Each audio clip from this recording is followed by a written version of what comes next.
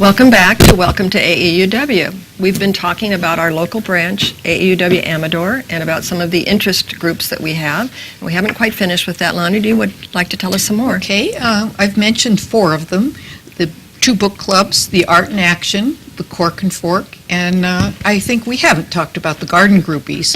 And those are the members who love plants and the beauty that adds to their lives.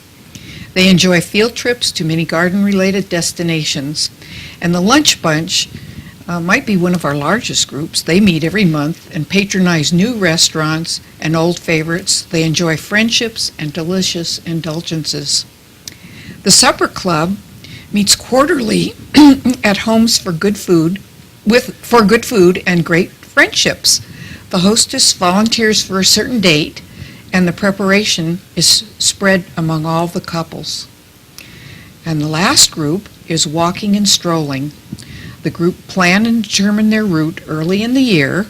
The group takes 1 walk each month and often brings lunch to enjoy along the way. All 8 of these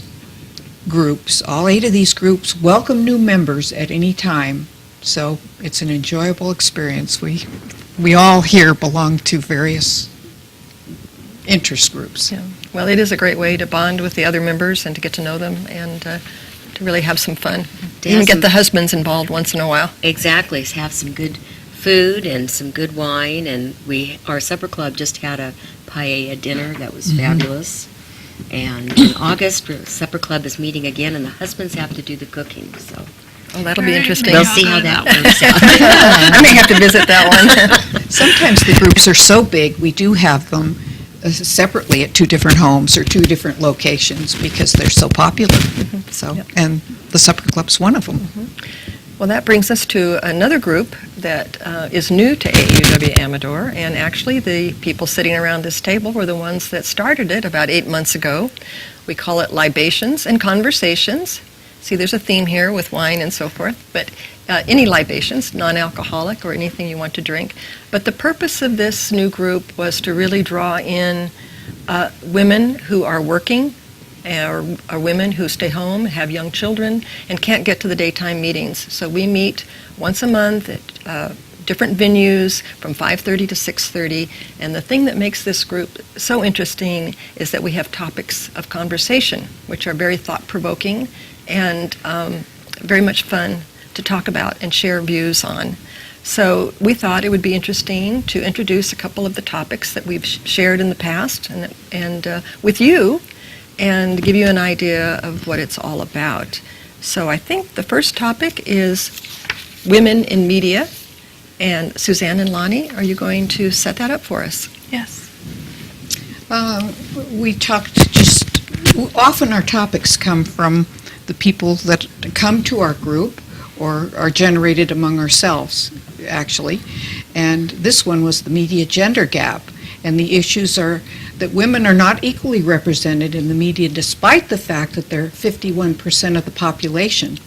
Gender inequity exists in print, on television, and across all media outlets, and in all new topics. It's an industry-wide problem.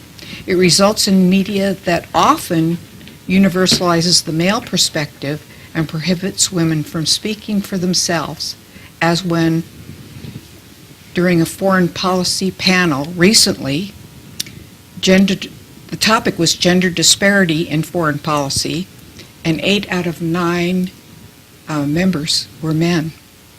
Research findings tell a bleak account regarding where women stand across every platform in the 24/7 news cycle. The conclusion is that American media have exceedingly more distance to travel on the road to gender-blind parity. And Suzanne has some more information and statistics about that. Yeah, we talked about this topic a little bit earlier in the year. It was one of our initial topics for our group, and we're gonna revisit it again because there's just so much to talk about. We're gonna revisit it again coming up in June, but there's a lot of statistics to bear out what Lani is saying here. So, for example, male front page bylines at top newspapers in this country outnumber those of women by nearly 3 to 1. and men are also more likely to be quoted in newspapers.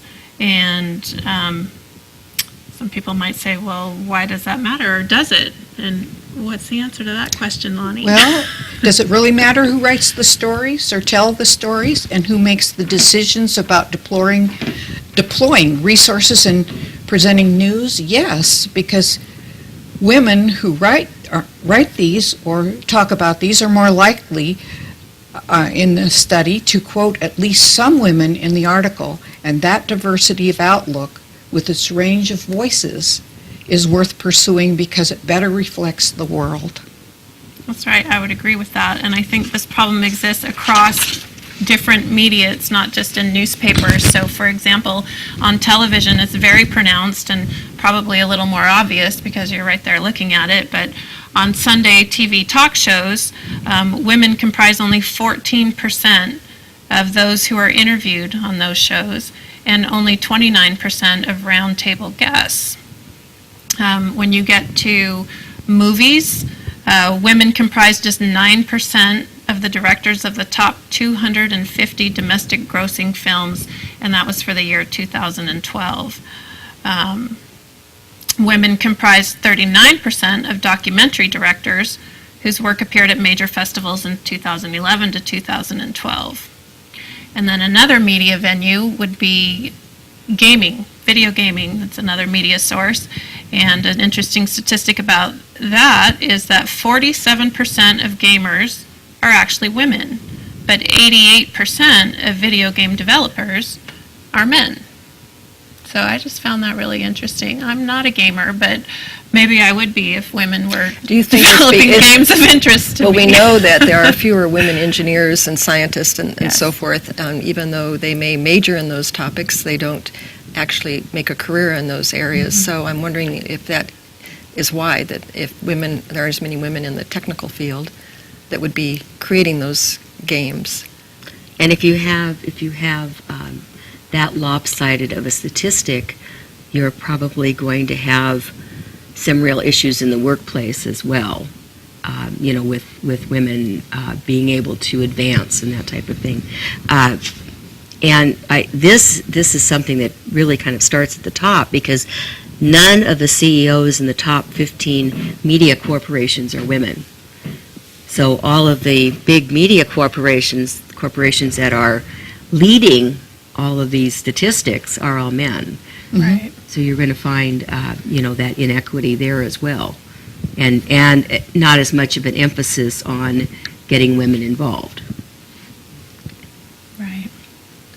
Well, and with so many people who read the New York Times and the predominant newspapers, the front page showed that men were quoted 3.4 times more than women, even though the rate was not as high when women wrote the stories, too, which was interesting.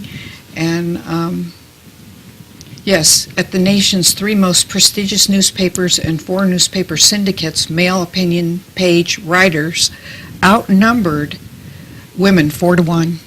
So, And I wonder why that is. I mean, is it because the owners of the media outlet are men, or is it, You would think that What would journalism explain that? Yeah. would be something that men and women would go into equally, because it's writing. right. It's one of those And liberal women are arts very sorts good of things. communication skills. Yeah, it's right. not at the journalism level. It's interesting now that I'm thinking about it. I hadn't really thought about this before, but I can understand the engineers in the gaming or some of these other things where it's a male-dominated field. But you would think that in journalism there would be as many Equal, there would be even equal- playing.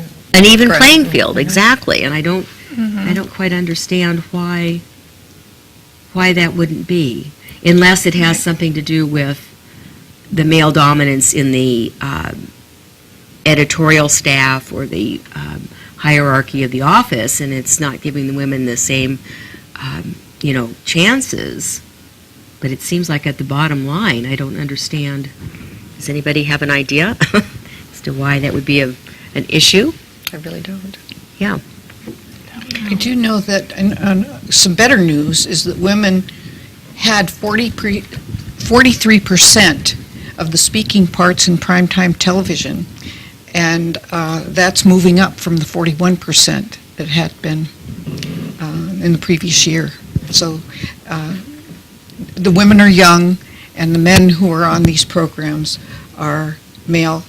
The male acting counterparts are the older men, but women are moving up in this venue. So, Lani, I think you did a little bit of research for our topic next month on, like, maybe what are some solutions to this problem, or what can we do, or steps to take to rectify? Well, I found some ideas on practical path towards parity through the Women Media Center that offers the following pointers. One was to mentor and encourage. Another is to get serious about the work-life balance for men and women, and encourage candid conversation about gender and racial parity, raise awareness, educate your colleagues, bosses, neighbors, friends about areas of film, TV, radios, and newspapers. And there are 3 others that we'll talk about maybe when we get back together. Well, can we finish up this topic now? Because Oh, we have a new one certainly. to introduce in the next segment. For the general public, they need to demand accountability, writing letters to the editor and station managers, or taking other action, knowing Federal Communication Commission rules on broadcast media ownership, and letting your wallet do the talking, whether at the box office, newsstands, or local game stores. Okay, great. Well, that was a very interesting topic. Thank you for everybody's contribution to that. And when we come back, we'll be introducing a new topic. See you then. You're watching Amador County's local television network, TSPN.